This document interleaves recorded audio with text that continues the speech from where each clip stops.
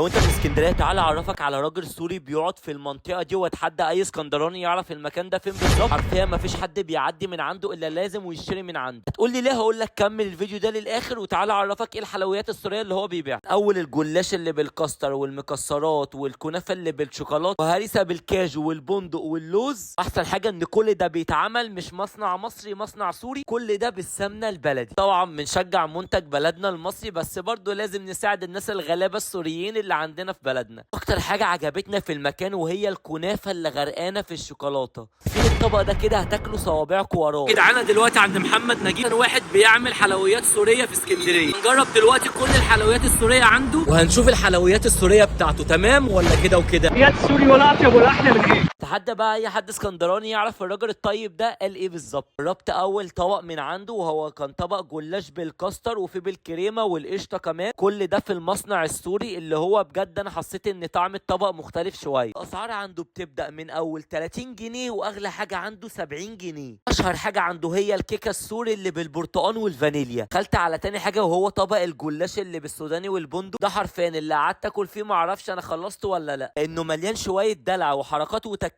مش هتلاقوها عند اي حد بيعمل حلويات سوريه في اسكندريه. انت متخيل تبقى معدي في المكان ده اللي هقوله لكم في اخر الفيديو تلاقي الحاجات الكارثه دي؟ لازم تبوظ الدايت وما تحسبلوش خالص. دخلت على الكنافه اللي غرقانه في الشوكولاته من جوه، القرمشه والنغمشه بتاعتنا بقى. انا كان ايه ده يا جماعه؟ انا كان جالي غيبوبه. بص كده تمسك الكنافه الواحده مش هتعرف تمسكها من كتر ما هي غرقانه في الشوكولاته. هو جمد قلبك عشان تقدر تخلص الطبق ده لو هتاكله انت لوحدك. كل حاجه عنده بتتعمل بالسمنه البلدي. عنده كمان كذا نوع من الكنافه زي الاوزي والسيجار. دخلت على اخر حاجه عنده ودي كانت هريسه سوري بالكاجو والبندق واللوز. كان سعر الطبق ده 35 جنيه والصراحه كان يستاهل. احسن حاجه عنده ان الهريسه بتبقى متقطعه قطع صغيره عشان تعرف تاكلها صح. عنده كمان كنافه اوزي بتبقى عباره عن زي طبقه الفلافل محشيه كاستر من جوه. كنافه والحلويات السوري عشان يبقى طعمها مقرمش عندهم بيزودوا لها لبن بودره. الراجل الطيب ده مكانه في اسكندريه في محمد نجيب عند ملعب سيدي بشر بالظبط. حرفيا انتوا كده كده من المنظر هتروحوا وتشتروا على طول. خليك سبب في فتح باب رزق غير.